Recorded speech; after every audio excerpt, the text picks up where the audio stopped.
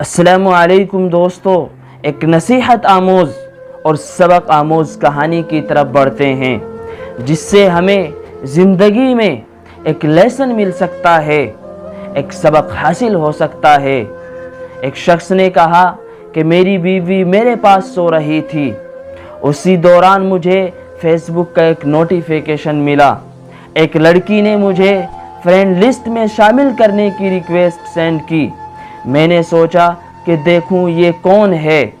میں نے اس کی درخواست قبول کر لی اور میں نے اس کو پھر میسج کیا کہ تم کون ہو؟ اس نے جواب دیا، ہاں میں وہی لڑکی ہوں، شادی تو کر چکی ہوں لیکن آپ کی شدید کمی محسوس کر رہی ہوں۔ یہ ماضی کی یعنی پاسٹ کی میری محبوبہ تھی۔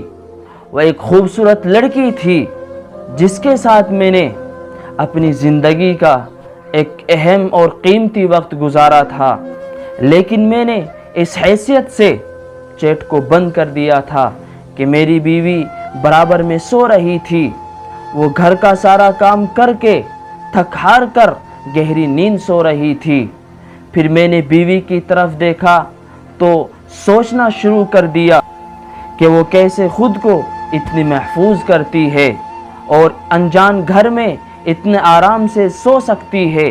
وہ اپنے آبائی گھر سے بہت دور ہے، جہاں اس نے اپنے گھر والوں کے ساتھ 24 سال گزارے تھے۔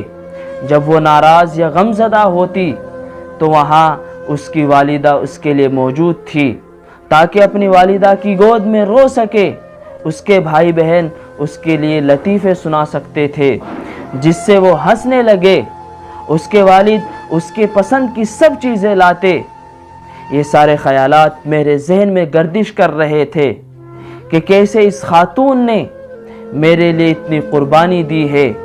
لہٰذا میں نے فوراً فون اٹھایا اور بلاک آپشن دبا دیا۔ پھر میں نے اپنی بیوی کی طرف دیکھا اور اس کی طرف رخ کر سو گیا، کیونکہ میں ایک ایسا آدمی ہوں جو اپنی بیوی کو دھوکہ نہیں دے سکتا، کیونکہ جب میاں بیوی کے درمیان کوئی تیسرا آ جائے تو رشتے کمزور ہونے لگتے ہیں، محبت دھیرے دھیرے ختم ہونے لگ جاتی ہے اور دو خاندان کے ٹوٹنے کا خطرہ ہو جاتا ہے، بلکہ دو خاندان برباد ہونے لگ جاتے ہیں۔ اس لیے میں نے مناسب یہ سمجھا کہ اب کانٹیکٹ ہی ختم کر دیا جائے، اب اس لائف کو بھلا دیا جائے، بلکہ دوسری لائف اور دوسری زندگی کا یہاں سے آغاز کیا جائے۔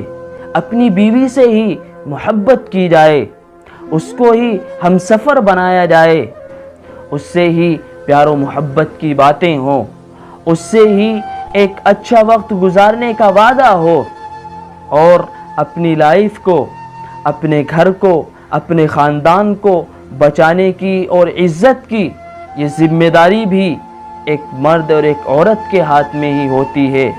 اگر میاں بیوی اس ذمہ داری کو بھول جائیں، جس ذمہ داری کی وجہ سے یا جس ذمہ داری کو اٹھا کر ان کے گھر کی، دو خاندانوں کی عزت بچ سکتی ہو، تو وہ اس ذمہ داری کو نبھائیں تاکہ ان کے گھر محفوظ ہو سکیں۔